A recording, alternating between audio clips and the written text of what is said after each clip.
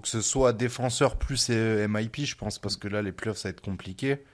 S'il fait pas les playoffs, il sera jamais en MVP, même s'il pose 70 points par match, je pense. Wildcard, les Phoenix Suns. Les Phoenix Suns sont enfin un meneur, qui n'en avait pas l'an dernier. Tyus Jones, qui a été pas mal en ouverture. Alors, ça va dépendre évidemment des blessures. Un message. Allez, vas-y. C'est pas le plus gros pistonné de la NBA, je pense. Vraiment, je pense pas. Je pense Rivers. que dans l'histoire de la NBA, on en a vu des pistonnés dans tous les sens. Mike Budenholzer, c'est quand même très sérieux. Amaigri comme jamais, d'ailleurs. Ouais, c'est vrai qu'il est physique un peu à part. Petit point fitness. Quand tu fais ce poids-là et que tu sautes aussi haut, il n'y a rien de normal. Donc, t'imagines les articulations, c'est vachement exigeant. C'est fou. Question grosse cote. J'entends dans les médias et ailleurs que ce duo-là rappelle, en termes de niveau et d'impact et de différence sur les autres, le duo Jordan-Pippen. On est là-dedans ou pas? C'est blasphématoire. Là, ouais, je pense que c'est... You know, it's I can't believe how fast 20 years went by, man. This is crazy. This is absolutely crazy. And to be standing here in center court with you guys, my teammates behind me, and appreciating all this, the journey that we've been on. We've been through our ups and been through our downs. And I think the most important part is that we all stayed together throughout.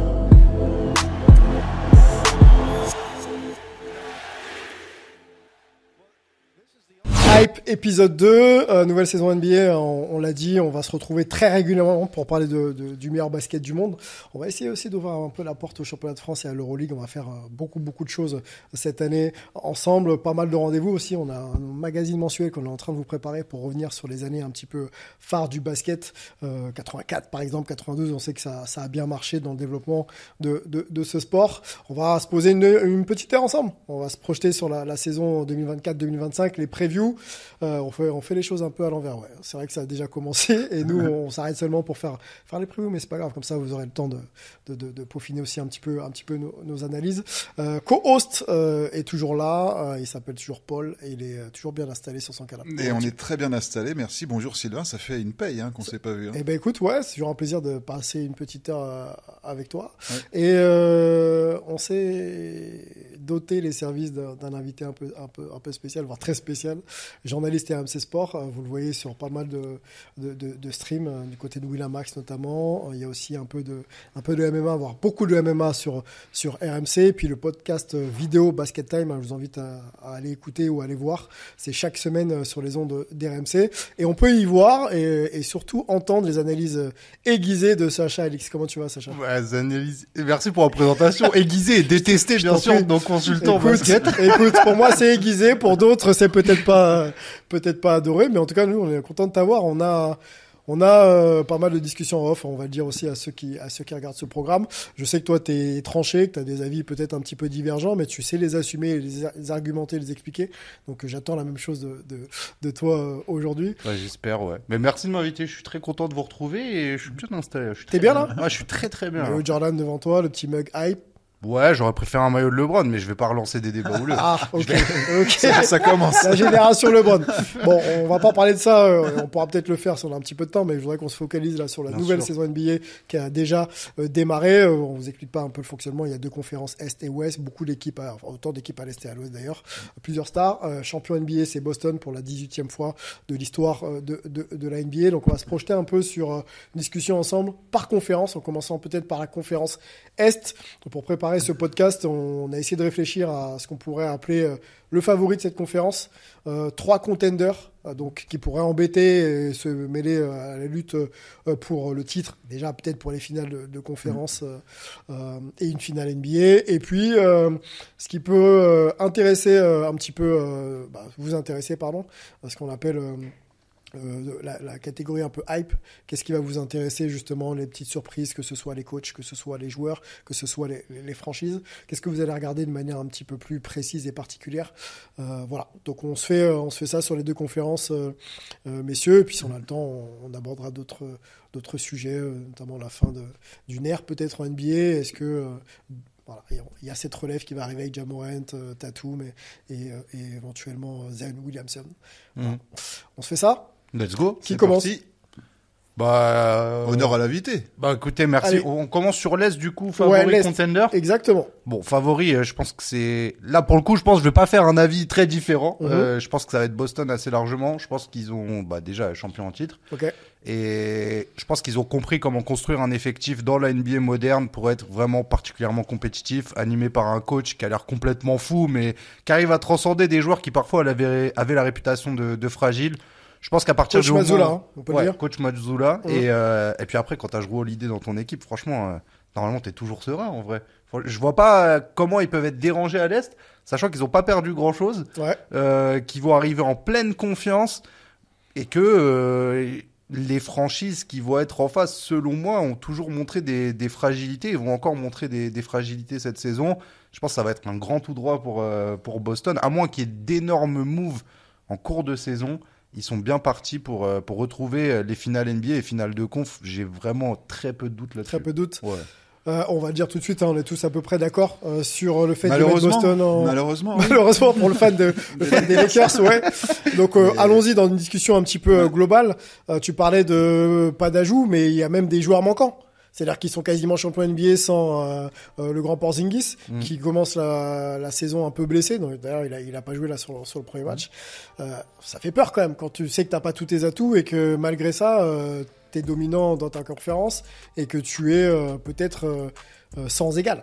Ouais, de toute façon, je pense qu'il y a une illusion dans la conférence Est, c'est que t'as l'impression à chaque fois que Philadelphie va pouvoir enfin tenir tête à Boston, ça n'arrive jamais. Ça fait des années que ça n'arrive pas, et t'as l'impression que finalement, au bout d'un moment, faut finir découragé de dire ça arrivera jamais. Il y a vraiment cette rivalité qui n'existe pas à l'Est concrètement, et ils ont tellement de marge.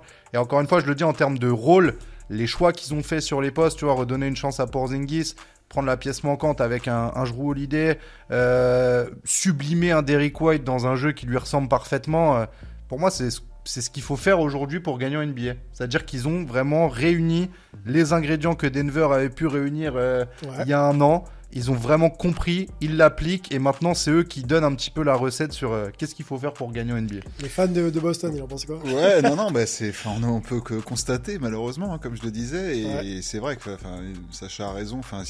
Donc ils ont prolongé, notamment Tatum, White, ils avaient prolongé. Plus gros contrat de l'histoire pour Tatum, et puis ils se mettent à tirer à 3 points, à battre des records maintenant, et puis comme on parlait de Joe Mazzulla, c'est vrai qu'il est complètement cintré, hein, ce garçon, mais là il a évacué tous les doutes la saison dernière avec puis il tient les mecs, j'ai l'impression que les mecs il y a vraiment quelque chose.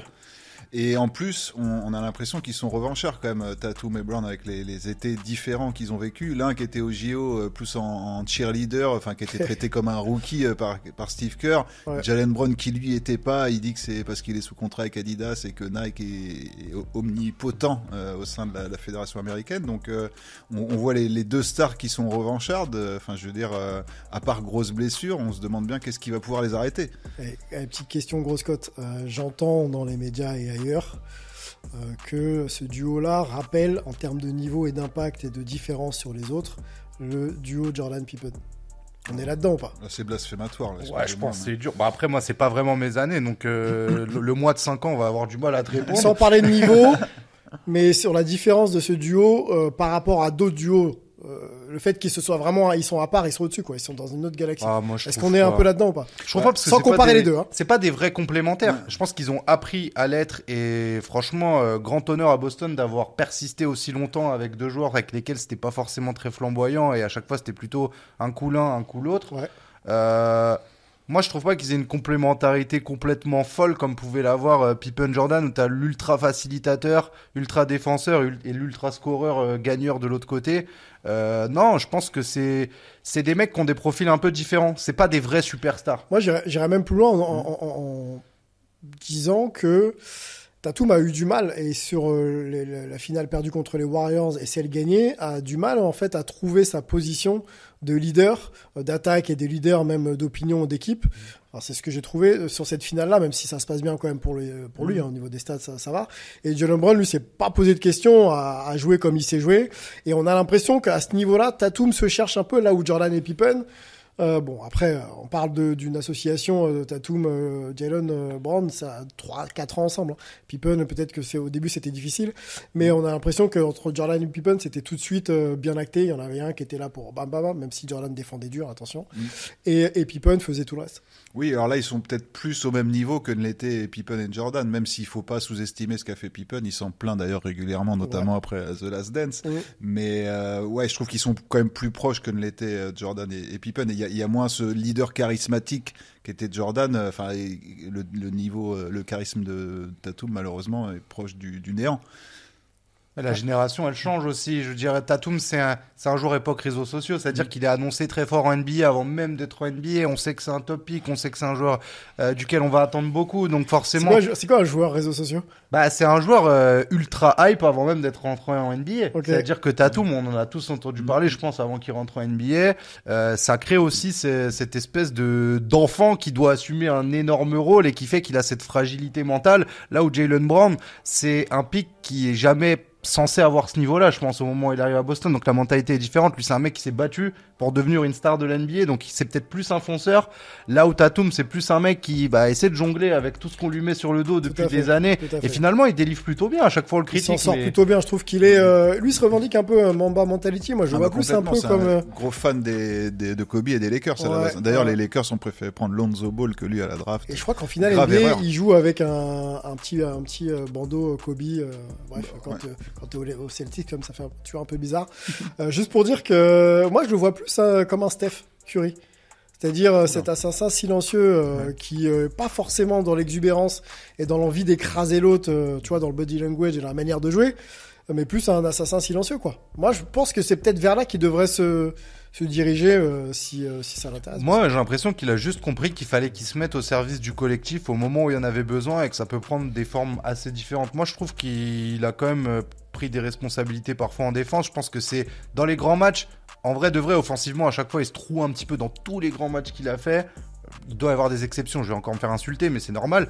Il a quand même poster LeBron en playoff NBA, c'est pas donné à tout le monde, tu vois. C'est pas donné à tout le monde. Gershon, c'est sa deuxième année. Il y a des moments où il se transcende, c'est clair et net, mais il y a aussi beaucoup de moments où il se trouve, et je pense qu'il a enfin compris qu'il pouvait être impactant, même sans scorer. Et je trouve que c'est aussi ce qui est assez représentatif de cette équipe de Boston. Il y a personne qui surjoue. Netflix a sorti un documentaire cet automne, là, c'est sorti il y a pas si longtemps, et du coup, il s'appelle Starting Five, je crois, et pour le coup, il y a LeBron, mais il y a aussi Jason Tatum, qui s'explique un petit peu d'ailleurs sur sa manière d'aborder les matchs et sur le fait que on aimerait qu'il soit plus agressif, plus exubérant, et il a de bons arguments quand même. Hein. Je pense qu'il c'est un taiseux, quelqu'un qui se connaît parfaitement et qui a une approche du jeu qu'il veut absolument respecter, quoi, et pas forcément céder à ce que les fans ou d'autres voudraient qu'il soit.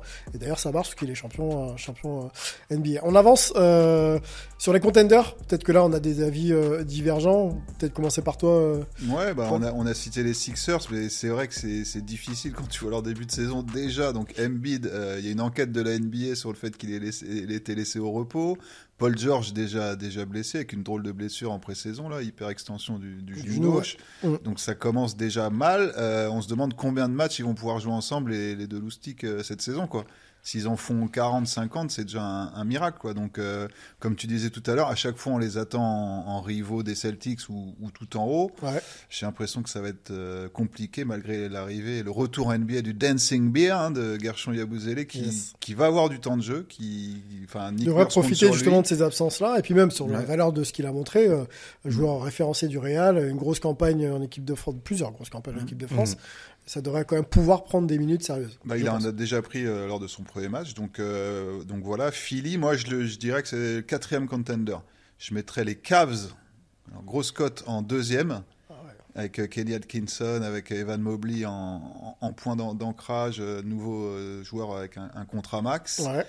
Et les Knicks, peut-être. Je les vois un peu... Mais c'est vrai que là, pareil, là, on a en tête leur début. Ils se sont fait lessiver à Boston. On voit que Kat a du mal Karl Anthony Towns à s'intégrer dans ce système défensif, même s'il connaît déjà Thibodeau. Le banc est très léger. D'ailleurs, Paco Mdadier va peut-être avoir sa chance. Un peu de temps de jeu. Hein. Il a joué première sortie. Il était sur le terrain. Donc, la perte de DiVincenzo, je pense, va faire plus de mal que celle de Randle. Énorme perte. Donc, les Knicks, on va dire, qui a d'autre dans le mix ? Il y a les Bucks Bucks, évidemment, Dame Lillard qui fait un énorme premier match, mais moi ce qui m'inquiète un peu chez eux, c'est qu'ils jouent chacun dans leur coin. En fait, ils jouent pas ensemble, Lillard et Giannis, quoi. Tous ces pick and roll, il les a fait avec Brook Lopez à l'exception d'un lors du premier match, Lillard. Donc voilà, et puis bon, c'est quand même Doc Rivers l'entraîneur, ce qui est pas toujours gage de sûreté et de sérénité. Non, on peut le dire. Donc en fait là je vous cite des contenders, mais on peut dire que c'est frauduleux. C'est frauduleux quand même. C'est l'emploi fictif qui dure le plus en NBA. Faut pas qu'il mène 3 en playoff. Le coach qui vit sur son titre de 2008 là depuis. Mais c'est incroyable. Depuis, ça n'a rien passé quoi. C'est fou. Et puis tu peux même pas dire qu'il a pas été équipé. C'est-à-dire qu'il a eu que des équipes d'enfants gâtés et il a réussi à rien faire avec et on lui redonne des postes. Mais vraiment, il y en a qui... Alors ce mec-là a des dossiers sur tout le monde. Vraiment, c'est possible. J'ai une théorie. Il doit tenir pas mal de doses sous le tapis, effectivement. Mais c'est fou quand même. C'est incroyable. Donc voilà les Bucks, voilà mes 4 contenders, mais que j'ai tous descendus. Donc finalement, Boston largement au-dessus de la mêlée.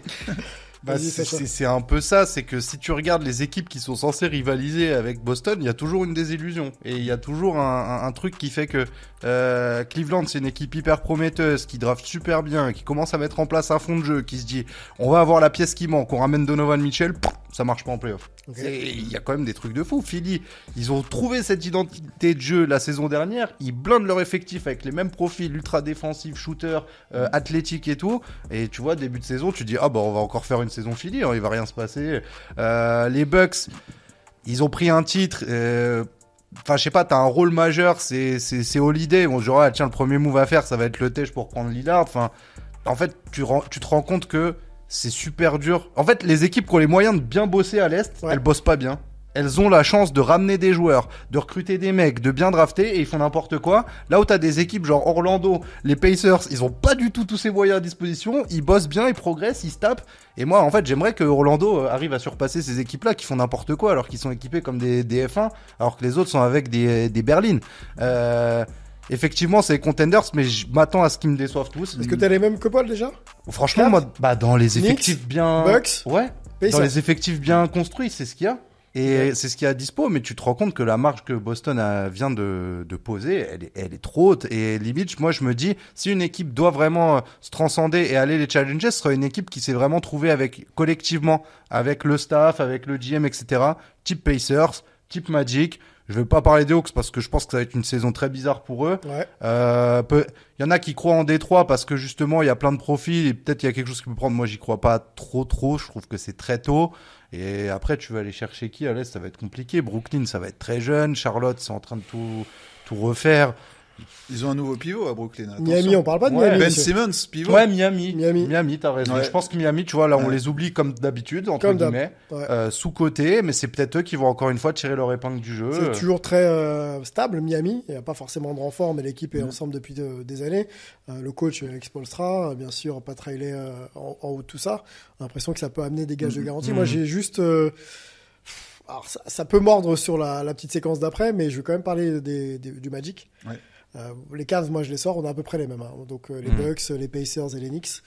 Et je mettrais quand même le Magic parce qu'il y a cette identité très collective de joueurs très intelligents, emmenés par les deux Allemands, là, les frères Wagner, Mo et Franz.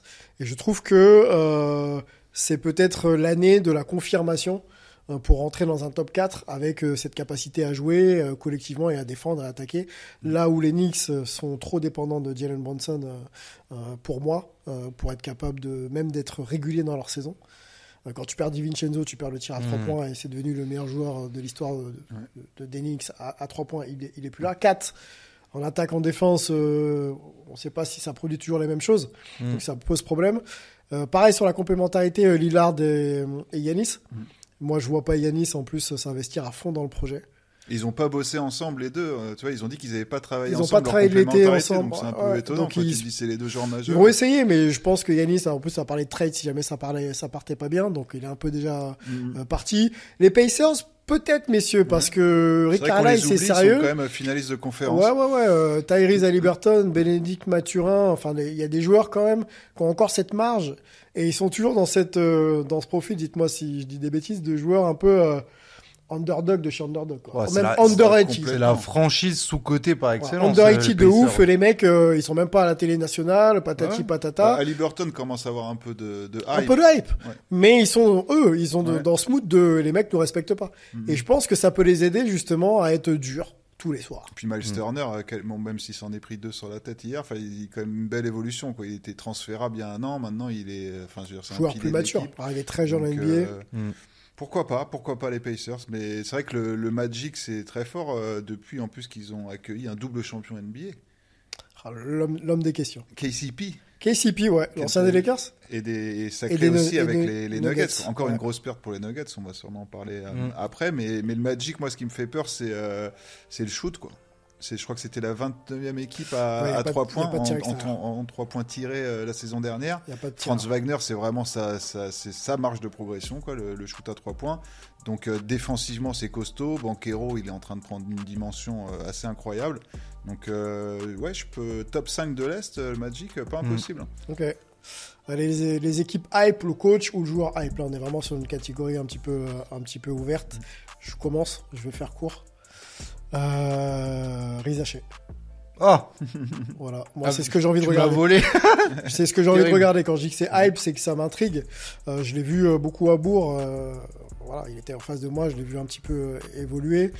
J'avais quelques doutes sur le fait que ce soit peut-être un joueur un peu trop gentil, trop tendre pour la NBA de maintenant, avec la jeunesse qu'il a, attention, mais potentiel déjà énorme. Il a pris beaucoup de muscles cet été. Et puis ses matchs de pré-saison, je les ai trouvés convaincants. Moi, j'ai trouvé que le gars était dedans, il met les tirs ouverts, il prend surtout les tirs ouverts. Après, on disait aux jeunes, c'est pas grave si vous mettez pas, mais il faut prendre les tirs ouverts parce que honnêtement, on travaille pour ça. Donc il le fait, et il le fait plutôt bien, et je le trouve déjà dans sa saison, dans son début de saison, être un joueur NBA. Vous voyez ce que je veux dire ? Après, est-ce qu'on attend peut-être beaucoup en tant que numéro 1 ou pas ? Je sais pas, mais je veux le voir grandir et assumer le fait que ce soit un joueur NBA mois après mois. C'est ce que, à l'Est, moi, c'est ce qui va m'intéresser. Après, le reste, on l'a dit, bien sûr, collectivement, les équipes qu'on a citées. Mais Zach est mon joueur hype à suivre. J'allais partir sur la même chose, mais je vais pas te copier. Moi, je vais parler justement du move qui manque aux Pacers. C'est-à-dire que les Pacers, de toute façon, ils sont connus pour sortir des joueurs un petit peu de nulle part à chaque fois. On peut penser au TJ Warren à l'époque, etc. Même la façon dont ils font jouer Oladipo. Oladipo devient une superstar avec eux au moment où il arrive là-bas. Avant ça, on le traîne parce que c'était un foirage total. J'attends de voir quel est le move qu'ils vont faire pour essayer de passer ce cap, parce qu'ils ont toujours ces joueurs sous-côté, ils ont leur identité de jeu, ils ont maintenant une star avec Haliburton, et je pense qu'ils ont les moyens d'embêter énormément d'équipes, mais il va falloir ce move. Donc je pense que ça va se passer au milieu de la saison, mais je suis curieux de voir ce que vont faire les Pacers, parce que je pense qu'ils ont vraiment un gros levier à dispo. Ils ont besoin de quoi ? Je sais pas. Là, on est en début de saison, c'est un peu dur à dire, mais. Ouais, là, tout de suite, c'est un peu dur, mais j'ai envie de te dire, ils ont besoin de ce joueur qui a l'expérience qu'ils n'ont pas, en fait. Parce que quand tu regardes tout l'effectif, c'est un peu des mecs qui n'ont rien connu, mais qui arrivent quand même à bien jouer. Donc, faut peut-être un mec qui a connu des trucs. Tu sais, les mecs un peu que tu soupçonnes pas, genre à Horford à Boston, dans une équipe comme ça, moi je pense que ça insuffle un esprit, ça vient compléter un leader qui est jeune, ça apporte toujours quelque chose. Et leader de long, quoi. Ouais, ce joueur de banc, ce joueur de banc ou qui parfois peut être titulaire, mais qui a un rôle qui va au-delà de ce qu'il va produire sur le terrain. Et André Iguodala un peu aux Warriors, fin de carrière, quoi. Sami Traoré au PSG, enfin voilà. Sami Traoré, il y a plein Fabrice Furez. Voilà. Non, mais il y en a plein des mecs comme ça. Même Miami, quand ils prennent leur titre en 2006, tu te rappelles, t'as des Gary Payton, t'as des Morning, avec des petits rôles qui étaient petit Jason Williams qui est dans l'équipe aussi, je crois. Ouais, aussi, Posey, enfin tu vois. Depuis ces dernières années, t'avais eu Donis Haslem qui était un peu le garant de l'âme de Miami, quoi. Qui est encore dans le staff d'ailleurs, je crois, ou il est dans le staff plutôt. Paul, du coup. Alors moi c'était plutôt le Magic, mais bon je pense qu'on en a assez parlé. Sinon les Cavs, je suis vraiment très curieux de ce que va faire Kenny Atkinson, et puis notre Vincent Collet national, bon, même s'il va venir qu'une fois par mois, il va avoir un rôle d'assistant, il va aussi aider à aiguiller mieux la défense, donc je suis curieux de voir ce que ça va donner. C'est une équipe jeune, l'an dernier on en parlait, c'est vrai qu'en play-off ça s'est écroulé, il y a eu beaucoup de blessures. Est-ce que Garland et Mitchell peuvent cohabiter ensemble, ça aussi, ne pas avoir la balle dans les mains à la fin pour Garland, est-ce que ça va pas être gênant? Et puis c'est Evan Mobley qu'on attend énormément, quoi. Alors après, quid de son entente avec Jarrett Allen? C'est toujours un peu compliqué de les Deux aligner grands, tous les deux. Un peu similaire. Mais Mobley, s'il s'améliore vraiment, parce que là, c'est contrat max, responsabilisé offensivement, il faut qu'il franchisse un palier de ce côté-là, quoi, au niveau offensif. Donc, si ça arrive, franchement, je pense qu'ils peuvent, encore une fois, jouer top 4, top 5 de l'Est, quoi. Contrat max, quand même, ça fait beaucoup pour assumer, je veux dire. Ouais, mais t'es obligé maintenant, NBA. Non, mais lui donner et tout, il n'y a pas de problème.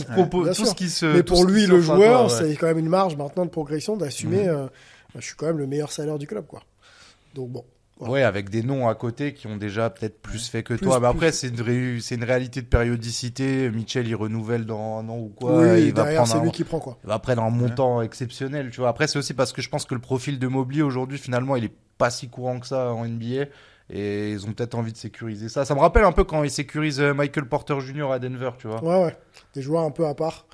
Après Mobley, on l'attend quand même un peu. On l'attendait un peu à la Kevin Garnett dans cet esprit aussi offensif, face-up et tout. Mais voilà, la blessure l'a un peu ralenti. Mais il y a énormément de potentiel. Ouais, très fort. À surveiller. Ouais. On passe à l'Ouest. Ouais.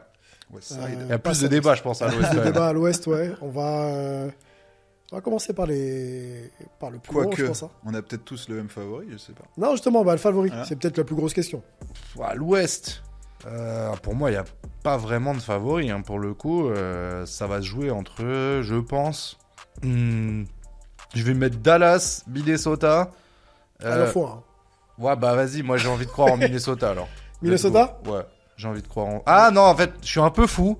Je vais dire OKC. Parce que oublier OKC, c'est une folie. Allez, OKC. OKC, comme l'an dernier, ils ont fini premier. Ils ajoutent un des meilleurs défenseurs de la NBA, voire de l'histoire de la NBA, en Alex Caruso. Non, là, je suis un peu loin. Mais, et puis Isaiah Hartenstein, qui vient des Knicks pour être la doublure de Chet Holmgren. C'est très, très, très profond. T'as Shai Gilgeous-Alexander qui continue à progresser. Ça va être très, très fort, quoi. Et surtout, si jamais ça se passe pas comme ils veulent, ils ont encore la possibilité de faire plein d'échanges. Ils ont un capital draft incroyable. De draft pick et de coach de l'année en titre, Marc Daigneault. Là c'est road to glory, j'ai envie de dire. C'est peut-être les nouveaux Warriors. Moi, je me dis, là, t'es peut-être en train de vivre les nouveaux Warriors de l'Ouest, mais tu t'en rends pas encore compte parce que la marche qu'ils ont, elle est énorme. Elle est scandaleuse par rapport au reste de la NBA. C'est un truc de fou, en fait. Puis la profondeur. Josh Giddey qui a été envoyé ailleurs.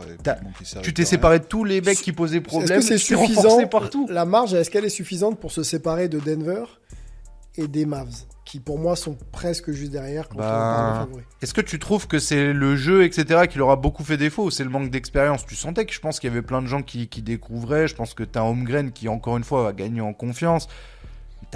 Tu fais que gagner là avec OKC, t'as renforcé tout ce qui te manquait, comme on l'a dit. Ils ont tous un an de plus, quoi, l'expérience. Et il y a aucune zone à risque en fait dans ton jeu. T'as à peu près tout. Faudrait quoi? Non, il shoot bien. Il y a que, tu vois, Shai shoot pas bien à longue distance. Tout le reste shoot bien. Ça défend dur, ça court, c'est jeune. Il y a encore des mecs en contrat rookie, etc. Mais je vois pas ce qui peut aller les gêner. Hormis le fait qu'ils ont pas les noms que vont avoir les autres équipes. Ils ont pas le Jokic, ils ont pas le Curry, etc. Mais maintenant, il faut se le dire, Shai Gilgeous-Alexander, c'est calibre MVP et ça doit être top 3 dans la course au MVP et ça doit être dans la discussion du MVP, même si c'est pas un mec qui va poser triple-double sur triple-double comme un Embiid ou un Jokic, en fait. Ça doit clairement être dans cette liste-là. Moi, je vais pas vous suivre, mais vous êtes convaincant quand même. Je vais pas vous suivre parce que moi, les Mavs, pour moi, ont un temps d'avance dans ce développement. Okay. C'est-à-dire qu'ils ont des joueurs plus matures, plus aguerris et plus capables d'être réguliers parce que le potentiel, c'est du potentiel. Il faut polir, le coach les tient bien, mais il faut faire en sorte que cette équipe puisse voyager les 82 matchs. Là où je pense que des joueurs expérimentés, forts d'abord, mais expérimentés, dont Klay Thompson qui vient d'arriver, Kyrie Irving, etc., les PJ Washington, j'ai l'impression que ça peut voyager 82 matchs, faire 82 matchs d'une grosse intensité et de finir 1 ou 2. Si c'est pas eux, c'est OKC, parce que pour moi, Denver, pareil, peut-être avec un petit temps de retard, ils ont perdu des joueurs. Murray, son physique, Jokic, est-ce qu'il faut s'appuyer sur lui pendant 82 matchs pour tenir le classement? Je sais pas. Mais je vois quand même Jason Kidd plus expérimentés. Quand il va falloir jouer bune à bune les deux équipes qui vont se rencontrer, ou jouer des matchs serrés, j'ai le sentiment que l'avantage en play-off des Mavs peut encore faire que ce soit eux un poil devant OKC, même si OKC, tu l'as dit, hein, c'est le Warriors. C'est les mecs, on va voir qu'en fait, ils peuvent tout tuer tous les soirs. Peut-être. Voilà. C'est peut-être ça, en fait. Mais t'as raison, parce que Luka Doncic, ce qu'il représente, t'as pas d'équivalent à OKC, concrètement. Faut pas se mentir, quelqu'un qui cette capacité à couper les défenses par sa lecture et tout, par son faux rythme. Non, et puis même, on va se rappeler quand on arrive sur l'opposition Dallas-Wolves, pour moi, les billes, elles vont plus du côté des Wolves avant même que la série elle commence, et ça paraît logique parce que t'as l'impression qu'ils sont quand même mieux équipés, il y a moins de blessés, etc. Et entre guillemets, que s'ils mettent beaucoup d'intensité, ils vont noyer Dallas. Bah franchement, tu regardes la série, tu dis ah ouais non en fait. Ouais. Et ce que fait Doncic dans les moments chauds, même quand il est en maladresse et tout, c'est incroyable. Franchement, ça te détruit une équipe en face, et c'est là où tu as besoin justement d'être mature. Et moi, je crois juste que il manquait un petit peu, ça pouvait manquer de maturité à certains aspects. Et je pense que OKC, eux, ils vont vite pallier ce manque-là, en fait. Ça va pas être comme les Wolves. On parlait justement d'underdog, underrated. Ce qui serait bien, après moi, j'ai aucun conseil à donner à OKC, mais qui se voit comme un outsider à aller chercher justement les équipes qui ont déjà montré, quoi. Et s'ils restent dans cet état d'esprit-là, à avoir faim tous les soirs, c'est eux qui vont être numéro 1. Et je pense qu'ils vont prouver qu'ils sont capables justement d'aller plus loin, peut-être finale NBA, etc. Enfin, les playoffs à jouer, plus les finales NBA derrière. Mais il faut vraiment qu'ils restent dans cet état d'esprit de j'ai tout à prouver, même un Shai Gilgeous-Alexander, calibre MVP, va chercher ton MVP. Et derrière, tout le monde va suivre, et là, ils vont vraiment être chauds. Ouais, mais j'ai l'impression que c'est l'état d'esprit qu'ils ont, et puis ils grandissent ensemble, quoi. Et même Marc Daigneault, qui est encore un jeune coach, quoi. Tu sens vraiment qu'il y a un bon état d'esprit et tout, et il y a pas personne veut encore tirer la couverture à soi, donc on va voir. Même si Shai est vraiment le leader incontesté, on sent que il écrase pas ses coéquipiers. Et puis il y a Jalen Williams, on n'en a pas encore parlé. C'est l'équipe, on l'a pas dit, mais on se souvient des images. C'est des potes en fait. Chaque interview de post-match, ils sont là, ils se chambrent et tout. Ils ont tous à peu près le même âge, j'ai l'impression. Ouais. Et du coup, ça peut aider à voyager. Donc, et pour revenir moi sur Dallas, par contre, j'ai un peu peur qu'ils aient atteint leur plafond de verre l'an dernier. Je me demande s'ils peuvent faire mieux. Là, ils perdent Tim Hardaway, qui était inopérant en play-off. Moi, Klay Thompson, j'ai vraiment de très gros doutes sur lui. Je pense qu'il s'est cramé. En pré-saison, il a rassuré personne. Depuis sa grave blessure, il n'est jamais redevenu le même. Le shoot, il finira toujours par tomber, mais l'un de ses atouts, c'était la défense. Et ça, il l'a quasiment plus, quoi. Donc moi malheureusement j'adore ce joueur, mais j'ai quand même un peu peur. Okay. Après il y a Grimes qui va être pas mal, qui va amener du shooting, mais ils ont perdu Derrick Jones Jr. aussi qui avait été quand même assez précieux dans son rôle. Donc je sais pas s'ils peuvent le refaire en fait. Toi tu les vois pas meilleurs que l'an dernier? Si, comme on parlait tout à l'heure des additions là, des Gafford, PJ Washington et tout, qu'on fait énormément de bien, et je trouve que leur secteur intérieur est top aussi avec Derek Lively. Ils sont vraiment très complémentaires les uns des autres, mais je sais pas s'ils peuvent aller plus haut que ce qu'ils ont fait l'an dernier, quoi. Ok. Contender à l'Ouest toujours compliqué. Moi, j'ai pas arrêté mon choix en fait. Je vais vous laisser commencer. Sur le contender à l'Ouest, il lui en faut 3, mais si t'en as 15, t'en as 15. Non, mais Minnesota, pour moi, Dallas, et quand même, est-ce qu'une équipe pourrait aller chatouiller ça? Non, je pense. Minnesota, Dallas, Denver, 3e. Non. Je sais pas, j'attends de voir. Je suis pas serein avec Denver. Je me dis, est-ce qu'ils ont pas en fait tout ce qu'ils avaient à faire déjà? Est-ce que c'est pas fini même déjà Denver? C'est une très bonne question. Avec un Jokic dominant, il y a aucun problème, et qui peut rafler les MVP. Est-ce que la fenêtre elle s'est pas refermée en fait immédiatement? Et Jamal Murray qui joue comme son sosie des réseaux sociaux de plus en plus, quoi. Ouais, non, après ça c'est des trucs qu'on voyait venir, mais tu vois tout ça a été un peu évaporé sur cette fameuse saison qui est un peu hors de tout. T'as reprolongé Aaron Gordon qui était clairement la pièce manquante, mais maintenant on sait en fait. T'as, tu sais, comme ils disent, chip on the shoulder. On sait qui t'es, t'as la cible sur toi. Ouais. Et en fait, tu te rends compte que Denver, si t'as vraiment la cible sur eux et tu veux commencer à les faire déjouer, c'est possible. Ouais, moi la santé de Denver me laisse aussi quelques doutes. Porter Junior et son dos. Il y a Westbrook. Westbrook. Ouais, moi j'ai très peur. C'est terminé les gars. Bah sorti de banc, moi j'aime bien. Ils de banc pour faire quoi? Mais non, mais ils ont fait sortir des mecs du banc moins bons que Westbrook qui avaient des bons apports justement dans ce jeu de Denver où ça apportait une autre philosophie que Jokic qui monte la balle. S'il a encore une énergie contagieuse pour ses jeunes coéquipiers, voilà, c'est tout ce que je demande à Westbrook. Et des séquences. Ouais, c'est ce que je leur souhaite franchement. Non, mais je pense qu'ils l'ont ramené pour ça vraiment. C'est ce qu'ils espèrent. Jokic qui le voulait. Franchement ça m'étonne énormément. énormément, quoi. Surtout quand on voit comment ça s'est passé dans les deux équipes de Los Angeles. Et à chaque fois qu'il part, il dit ouais, on me faisait pas assez confiance et tout. Alors que, il faut un moment qu'il se rende compte qu'il a plus son niveau de MVP, quoi. Et il n'arrive pas à se faire à cette idée, j'ai l'impression. Donc, moi, j'ai très peur. Et en plus, les Nuggets, donc, ils avaient perdu Bruce Brown après le titre. Là, qui perdent KCP, très fort en défense. QND, ils s'appauvrissent chaque année, quoi. Donc, est-ce que Christian Brown va pouvoir franchir le palier? On l'attendait déjà l'an dernier. Ça n'a pas forcément été le cas. Donc, moi, je les mets quand même top 4 à l'Ouest, mais c'est fragile. Et tu complètes par qui, alors, du coup, si tu as d'autres contenders? J'ai dit Dallas. T'as dit Dallas, t'as dit OKC pour favori, alors, Dallas, Denver. Wildcard, les Phoenix Suns. Les Phoenix Suns sont enfin un meneur, qui n'en avait pas l'an dernier. Tyus Jones, qui a été pas mal en ouverture. Alors, ça va dépendre évidemment des blessures. Combien de matchs les trois stars vont jouer ensemble, Durant, Booker et Bill, ça va être une grande question. Mais ils ont un bon coach.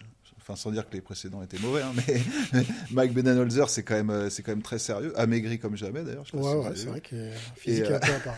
Petit point fitness. Mais non, moi, les Suns, j'ai envie d'y croire. Et c'est pas parce qu'ils ont battu les Clippers dans leur formidable salle qui va se désemplir très rapidement. Que ça influe fan des Lakers qui essaie de chambrer un peu. Ah non, mais elle est c'est bien, vous êtes tout seul chez vous là maintenant. Elle est exceptionnelle, leur salle. Je sais pas si vous avez vu les images. Quelques images, c'est un peu triste. Les Clippers, c'est peut-être la meilleure entreprise de la NBA et pas une bonne équipe. Kawhi est encore blessé. On va pas parler des Clippers parce qu'ils finiront pas en play-off ni en play-in. Je pense qu'on est tous d'accord là-dessus. Si Kawhi joue pas, c'est mort. Je pense même qu'il faut jouer un jour son niveau de Toronto. Faut jouer la draft. Faut jouer la draft. Je sais pas, peut-être.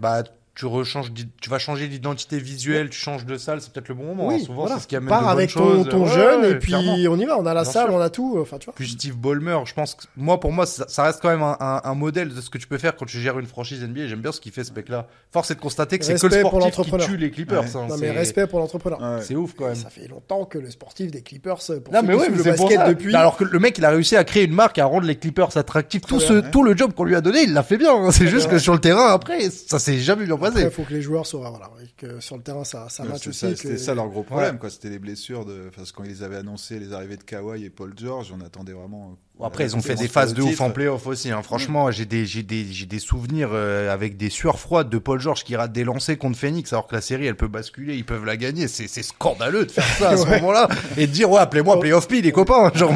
Non, on va pas faire ça. Mes contenders, si ça vous intéresse. Oui, on y va pas. Est-ce que tu mets Phoenix? Parce que moi, je commence à les mettre dans cette équipe dans laquelle je ne crois plus. Vraiment. J'ai l'impression déjà mis l'an dernier. Moi, je vais les mettre. Je vais les mettre. Je vais les mettre parce que un meneur, parce que Grayson Allen va sortir du banc et est devenu un shooter assez régulier. Et que pour le coup, Mike Budenholzer sait justement faire jouer une équipe 5, 6, 7, 8 joueurs et avoir une rotation un petit peu longue autour d'un Kevin Durant qui n'est pas forcément régnant, qui n'a pas besoin d'être régnant pour moi toujours, mais qui laisse un peu le leadership à Booker. Et moi, je les vois être réguliers et faire 5 à l'ouest, 5 ou 6. Mais si c'est ça, c'est déjà bien. Après, faut pas oublier pour moi Denver. Les Mavs, moi j'ai mis tout en haut, donc OKC je mets dedans. Donc si on doit dire les contenders OKC, les Suns, et je mettrai Denver. J'ai envie de me rajouter une petite carte joker sur Sacramento. En Alors, espérant retrouver. C'est vrai que c'est tentant. En retrouver la saveur qu'ils avaient eue il y a 2 ans avec l'ajout de DeMar DeRozan et cette philosophie ultra offensive, ultra on est tous sous-cotés mais on est ensemble. Là où Phoenix, pour moi, fait juste encore une fois un empilement de stars qui n'a pas de sens. Et je trouve qu'ils ont pas. Je trouve que Sacramento a peut-être compris le truc et pour moi, Phoenix ne comprennent pas, mais je peux me tromper. Le meneur qu'ils n'avaient pas doit, à mon avis. Alors, si on parle de Phoenix, si Tyus Jones, est responsabilisé et est le meneur qui doit être pour cette équipe et qu'on dit à Bradley Beal d'avoir un autre rôle en sortie de banc, ce qui serait incroyable parce que tu sors Booker pour Beal sur des postes à peu près similaires et du shooting, en tout cas du scoring, puisque du shooting, t'es plus équilibré. Maintenant, est-ce qu'ils vont le faire? Ça, je sais pas. Et s'ils veulent jouer à 4, là, on est sur un empilement de stars, 4 et 5 avec Nurkic, j'en sais rien. Je pense que là, on est limité. Donc, il faut trouver une alchimie entre les gars. Ils ont pas une grosse profondeur. Et si Bill a ce truc de dire, bon, mon ego, je le mets un peu de côté et je sors du banc, je suis un extraordinaire 6e homme, et peut-être le meilleur 6e homme de l'année, peut-être... Et donc ça vient renforcer mon argument tout à l'heure sur les Suns. Moi, je les vois faire un truc. Mais il faut s'adapter au profil de tes joueurs. Et puis un peu de stabilité. Hein. Là, c'est quand même le 3e coach en 3 ans. Bon, le nouveau proprio, il est un peu aussi cintré, hein, Matt Paulus-Bia. Donc j'ai l'impression qu'il veut trop s'impliquer et tout. Donc bon, je suis un peu quand même méfiant de ce côté-là. Même. Il faut voir. Ouais. Donc voilà un peu moi l'idée des Suns, c'est un coaching intelligent et t'as le coach pour peut-être essayer de faire que les pièces. Est-ce que t'as les joueurs intelligents? Moi, en fait, c'est ça la question, c'est que tu vois, quand je regarde Kevin Durant, ça va. Les équipes comme Boston et Denver, c'est un peu ces mecs qui ont accepté de changer de rôle parce que par la force des choses, en fait, parce que tu vois, Jamal Murray, on savait que ça allait pas être un des meilleurs meneurs de la ligue. Je pense que lui aussi, il l'a capté et on a compris que c'était un meneur qui pouvait prendre feu, etc. Est-ce que Bradley Beal, aujourd'hui, il sait qui il est? Il sait ce qu'il veut faire. Il sait c'est quoi son rôle. Est-ce qu'on est encore sur une équipe qui doit penser rôle aussi? Là où tu vois que Boston, c'est un collectif et tout le monde s'ajuste en fonction de ce qu'il y a besoin. Ça devient un collectif parce que tu penses ton rôle et tu acceptes ton rôle. En fait, l'objectif, c'est d'être le meilleur dans son rôle. Et du coup, si ça sert l'équipe, tant mieux. fait ça très bien. Et je trouve que c'est vraiment l'incarnation de ça. Mais j'ai peur que les autres n'arrivent pas à suivre. Grayson, bon, c'est pas une star. C'est plus facile à faire quand t'es pas une star. Comprends.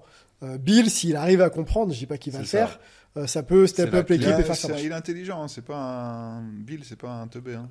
Non, mais ça l'est pas, mais c'est un gros changement. C'est quand même shoot quoi. C'est quand même tir quoi. Ouais. Essaye de te réinventer un peu, faire que l'équipe soit plus équilibrée avec toi dans un rôle différent, ou alors ton rôle, mais 6e. Quand Booker est sorti, c'est toi, et inversement. Tu vois? Ouais. Ouais, après, ça peut être aussi, ça peut être ta garantie de tir pris quand Durant n'est pas sur le terrain. Non, c'est vrai. Moi, j'attends de voir. Je trouve que c'est pas une situation facile parce que c'est des gros noms, c'est des noms qui ont des attentes.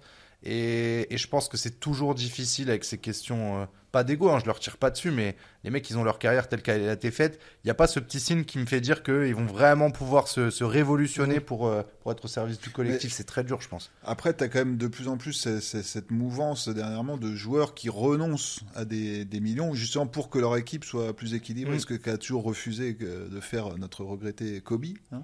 Tu vois, mais là, on a vu Gobert qui prend moins d'argent pour pas signer. Le seul, hein, Carmelo, c'était pareil. Hein. Oui, Brunson, pareil, qui prend moins d'argent aux Knicks. Ouais. Et on parlait des Suns, Grayson Allen, qui a pris beaucoup moins, justement, pour que son équipe soit plus complète. Parce que l'an dernier, ils avaient un tel manque de profondeur que c'était... Mais t'imagines, c'est à Grayson Allen de faire des efforts. Enfin, on parle d'un mec qui est le 5e nom de l'équipe. Genre, c'est dur. Qui était le bad boy de Duke, qui faisait des croche-pattes à tout le monde. Ouais, bien détesté en plus. Et plus. tu l'as dit, hein, les équipes qui comprennent qu'ils doivent faire ces efforts fonctionnent.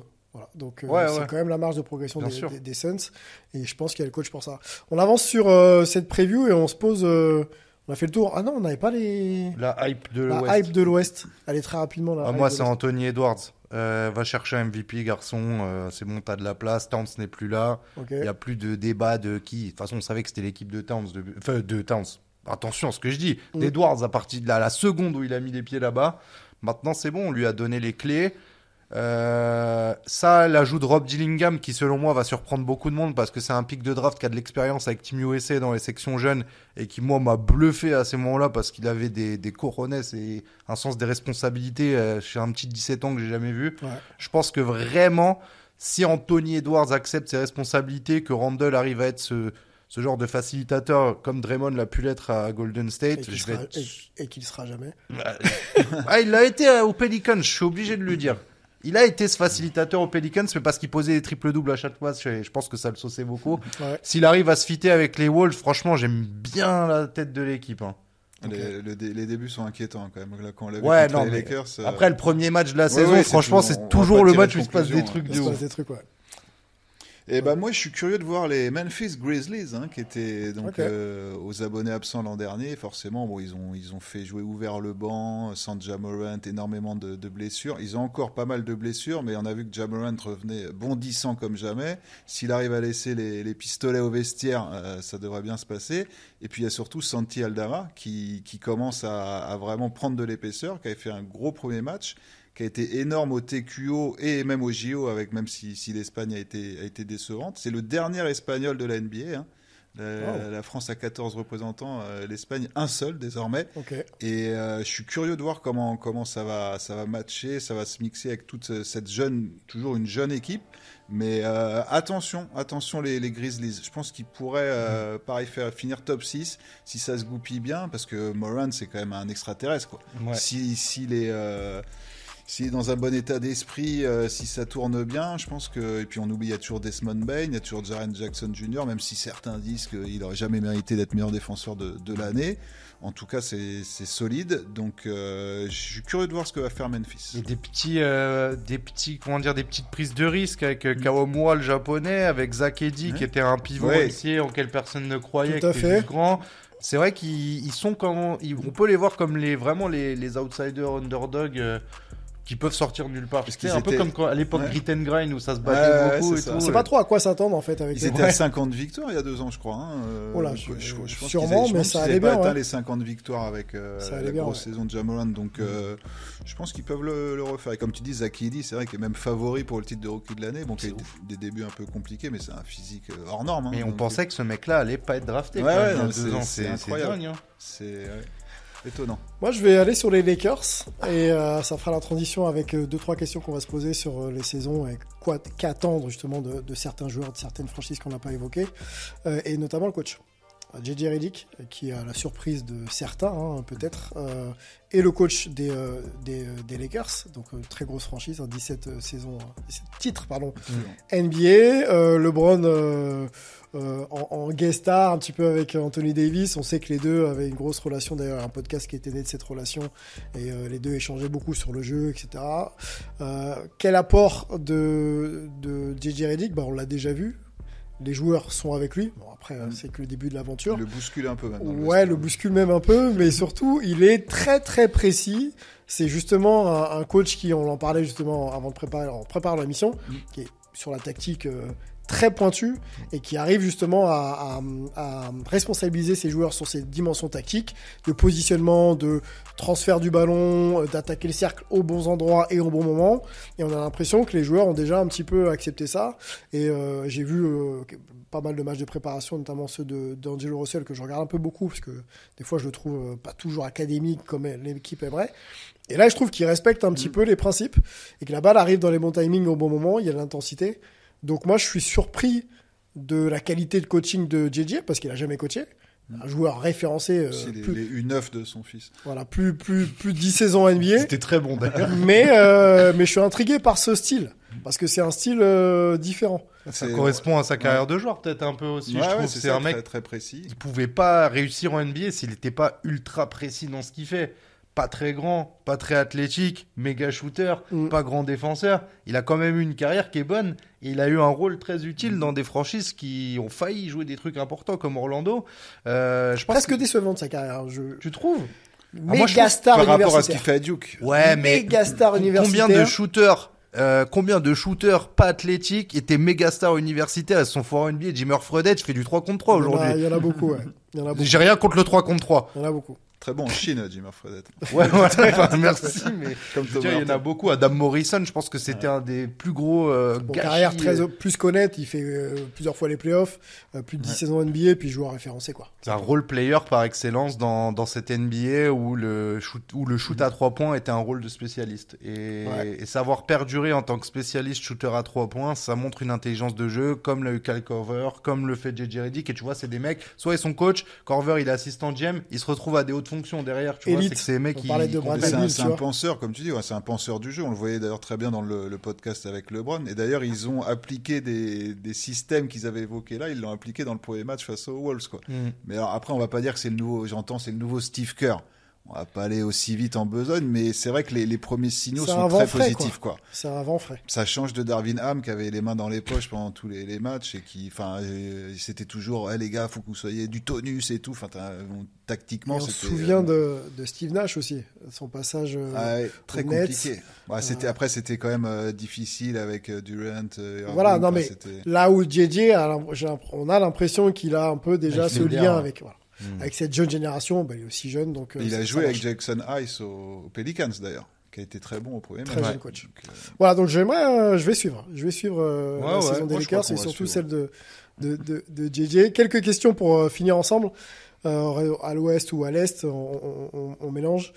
On n'a pas parlé de Ja Morant et on n'a pas parlé de Zion Williamson. On va commencer par eux. Sont-ils en mesure de reprendre en main leur carrière? Ja Morant plusieurs fois vu avec des flingues sur les réseaux sociaux. Et Zion plutôt féru de hamburger à des moments où il faut manger autre chose. C'est bon la nourriture. Même si on l'a vu bien fit et tout. Ok, c'est bien le conditioning. Maintenant, il faut jouer. Et est-ce qu'il est capable d'être le leader hype qu'on attendait de lui encore en 3 saisons, quoi. Moi, je crois plus en Morant qu'en Williamson. Ok. En ce qui me concerne. Ah, moi, je sais pas. En fait, je me demande mentalement ce qui s'est passé chez Ja Morant, ce qui s'est pas découragé, est-ce qu'il a pas trouvé que le monde était trop injuste envers lui, etc. Je sais pas. En fait, tu vois, cette pause qui est faite par la NBA, etc. et ton équipe, je pense que mentalement, ça laisse plus de traces qu'un mec qui se blesse tout le temps. Alors lui aussi, ça doit être très dur mentalement pour Zion Williamson, etc. Mais je pense que tu as plus de facilité à décrocher quand c'est un truc comme ça, où tu peux créer une sorte d'aversion pour les patrons, la NBA et tout, là où l'autre, c'est un peu son physique qui le gêne avant tout. Mais tu penses qu'il a été traité injustement, déjà? Ah non, moi c'est pas mon avis, c'est que je pense que de toute façon s'il y a dérapage, il y a sanction, enfin c'est la règle et c'est important, tu vois. C'est très hypocrite quand même, quoi. Oui, tu vois. Juste parce qu'il a des flingues sur un live Instagram alors que c'est le pays de la NRA, c'est cette NBA un peu Disneyland, on va le dire tranquillement, mais bon après on va pas conseiller ça à nos non, bien sûr, tout, mais si c'était des vrais non, mais c'est super débile ce qu'il a fait. Enfin, il y a aucun moment où, à part frimer devant tes copains sur Snapchat, tu fais ça en fait. Il y a aucun intérêt. Enfin, quand t'es Ja Morant et que t'es vu par des millions de personnes. En plus, tu vois. Après, il a été revenu de suspension. Après, c'était une blessure parce sa suspension. Pas pour l'avoir revu une fois avec un flingue. Oui. Non, mais je veux dire, après, il est revenu. Ah oui, après, le problème à l'épaule, je crois. Voilà. Mais moi, je pense qu'il peut créer. En fait, je sais pas. C'est le côté mental.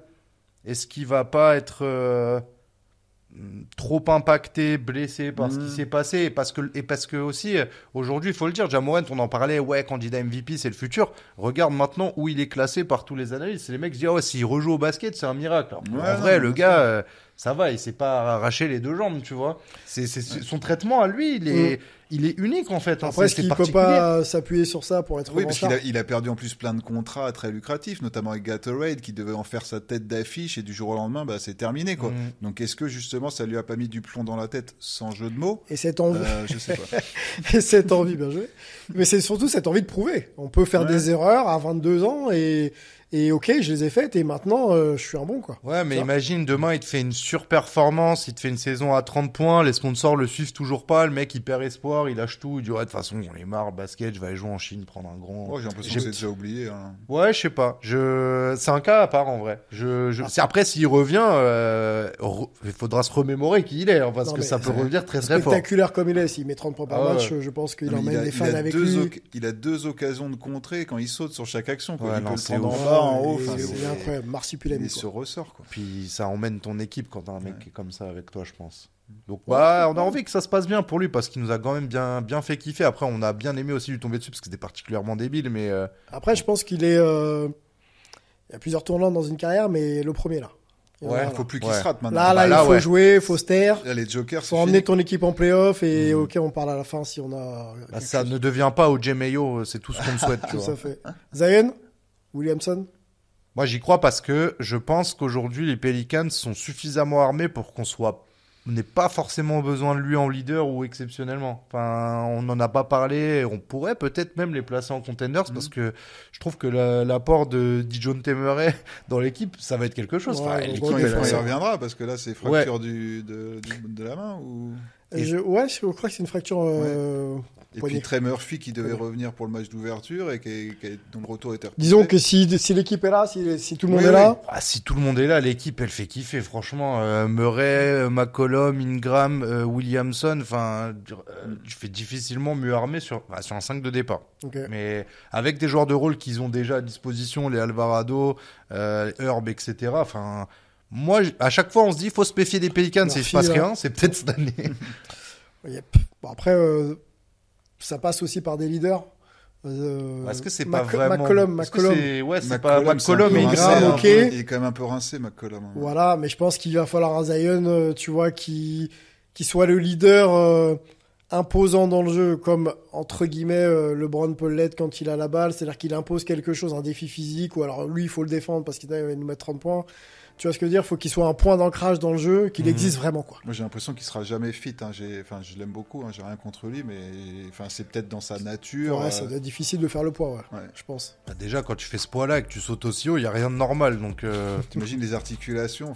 C'est vachement exigeant. Quoi, c'est fou. Il va pas jouer jusqu'à 38 ans, lui. Non. Dernière question. On n'a pas évoqué... Dalton Knecht? Non. Bronny. Si tu veux faire Bronny, on fait. Hein. J'ai un message. Allez, vas-y. C'est pas le plus gros pistonné de la NBA, je pense. Vraiment, je pense pas. Je pense Rivers. Que dans l'histoire de la NBA, on en a vu des pistonnés dans tous les sens. Shout out aux frères de J.R. Smith. Shout out aux frères de Derrick Rose qui avaient des contrats à rien faire. Bronny, il est quand même passé par la fac. On peut parler d'Austin Rivers aussi, très clairement. Donc, je pense que vas-y, il faut arrêter de. Laissons le jeune jouer. Mais les pistons en NBA, il y en a toujours eu, il y en aura toujours. Il y en a qui se foirent complètement. C'en est un aussi, mais traitons-le comme les autres en fait, un parmi d'autres. Mais surtout, vas-y, racontons que, de mon point de vue, c'est peut-être la chape de plomb la plus lourde de l'histoire, quoi. Aussi. C'est-à-dire que peu importe si on t'a ouvert les portes, il va falloir l'assumer. Et quand t'es fils de peut-être l'un des meilleurs de l'histoire, avec le même nom. En plus, c'est exactement le même nom, hein, parce que son vrai prénom, c'est LeBron. Hein. C'est LeBron. Donc, l'histoire va être compliquée à refaire. Je pense qu'il faut qu'il fasse la sienne. Mais ça, c'est pas simple. Allons vite sur Wemby, parce qu'on a plus beaucoup de temps. Quelle saison réussie pour Wemby, là? Est-ce que c'est qualif playoff? Est-ce que c'est une distinction individuelle? Voilà. Défenseur de l'année. All-Star ou défenseur de l'année? Faut que ce soit défenseur plus MIP, je pense, parce que là, les playoffs, ça va être compliqué.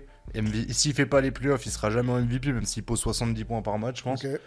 Donc, non, il faut poser une ligne de stats sur la saison que personne n'aura jamais posée. Et je pense qu'il est capable. Quand ça va commencer à chiffrer à 3-4 comptes par match, ça va leur faire tout drôle. Donc, 20-10, 7 et 4 contre. Ouais, par exemple, tu vois. Je sais pas si MIP peut être considéré, vu qu'il était quand même déjà haut pour sa première saison. Il faudrait vraiment qu'il double presque. Des catégories, c'est compliqué. Techniquement, il peut le faire. Je sais pas, mais de toute façon, il va falloir commencer à penser à lui comme un aimant à récompense individuelle. Effectivement, le défenseur, c'est ce qui fait le plus sens, je pense. Okay. Mais MIP, est-ce que ça fait réussir? Est-ce que ça nous fait valider sa saison? Est-ce qu'on valide une saison s'il est pour lui faire play-in, quoi. Faudrait qu'il a, parce que son équipe s'est quand même renforcée. Est-ce que Stephen Castle, le rookie, va répondre aux attentes? Moi, je vais aller vite. Je pense déjà qu'il aurait pu et dû être meilleur défenseur de l'année. Donc là, il va l'avoir pour un service rendu la saison passée, la qualité de ce qu'il va faire cette année. Il faut aller en play-off. Quand t'es Wemby et que t'as plus de temps, pour moi, il a presque déjà plus de temps à perdre dans l'idée que c'est un alien, c'est un joueur en avance en son temps. Mais c'est tellement il faut emmener l'équipe en play-off. Tu fais 7-8, tu passes par les play-in, tu vois. Mais t'arrives en play-off et déjà tu valides un truc. Les distinctions individuelles, il va être All-Star et il va être meilleur défenseur de l'année. Sur déjà ce qu'on a vu de lui. Sans progression. Après, moi, je te rejoins pas. Je pense que là, en l'état, s'il n'y a aucun mouvement sur l'effectif des Spurs, c'est impossible de faire ni le play ni les playoffs. À moins qu'il y ait catastrophe industrielle. Avec lui impossible. En leader assumé. C'est pas avec Chris Paul, Harrison Barnes et Castle. Je pense que tu vas passer à plus 10 victoires, 15 victoires. Il faut qu'il y ait un move au milieu de saison. Et je pense qu'en fait, il faut que le jeu mis en place avec Chris Paul, avec Harrison Barnes, arrive à séduire ou à convaincre soit des free agents, soit des mecs qui veulent changer de destination en cours de route si tu veux vraiment gagner plus de matchs. Mais là, en état, je pense que tu vas en gagner quelques-uns de plus, mais concrètement, est-ce qu'il y a vraiment des équipes qui sont ultra affaiblies autour de toi? J'ai pas l'impression à l'Ouest. Hein. Non, mais à l'Ouest, mais après, jusqu'à là, il peut être dans la course au play-in. Je pense que c'est le seul objectif qu'ils peuvent avoir, hein, parce que comme tu dis, les playoffs, ça va être très compliqué. Mais après, Wemby nous a déjà tellement surpris. S'il passe vraiment, il passe 2 vitesses au-dessus, on ne sait pas. La marge qu'il a encore de progression. Puis l'apport Chris Paul. Chris Paul se foire quasi jamais quand le il nombre va de lobes qu'il va lui envoyer. Ouais, tu vois, c'est. Et puis Barnes, c'est bien. On en parle pas, mais Barnes, c'est aussi peut-être ce profil qui manquait, tu vois, qui sait quoi faire, dans quel moment, peut prendre les responsabilités. Des deux côtés du terrain, qui tire pas la couverture à lui. Et c'est vrai qu'il manquait cruellement d'expérience l'an dernier. Donc il peut faire 10 victoires en plus, facile. Plus que ça. Je sais pas. Allez, moi, saison réussie pour Wemby, playoff. Après, on passe par les play-in ou pas. Parce que les distinctions individuelles, j'ai l'impression qu'il les mérite, mais que On en reparle dans quelques semaines, il les aura. C'est de la politique, ouais. Donc, faut emmener l'équipe. Pour faire une bonne saison, je pense qu'il faut que l'équipe avance avec toi, quoi. C'est un alien, faut pas l'oublier. Donc, tout est possible avec les aliens. Yes. Bon, on va suivre ça. De toute façon, ça fait que commencer. Merci, Sacha, d'avoir été avec nous. Merci à vous. Je t'ai vendu analyste et spécialiste. Tu te débrouilles bien. Ah, merci. J'ai tout inventé. Faudra leur dire en radio que t'es capable. Hein. Il y a des hot takes, quand même. Hein. Mais ça, si on fait pas de hot takes, ça sert à rien. Paul, merci beaucoup. Merci à toi. Yep. Et merci à toute la communauté Hype. Vous nous dites si on dit des choses qui méritent d'être un petit peu développées ou même contrecarrées. On sera bien sûr là pour discuter un petit peu avec vous. On se retrouve très vite pour un nouveau numéro. Ciao. Ciao.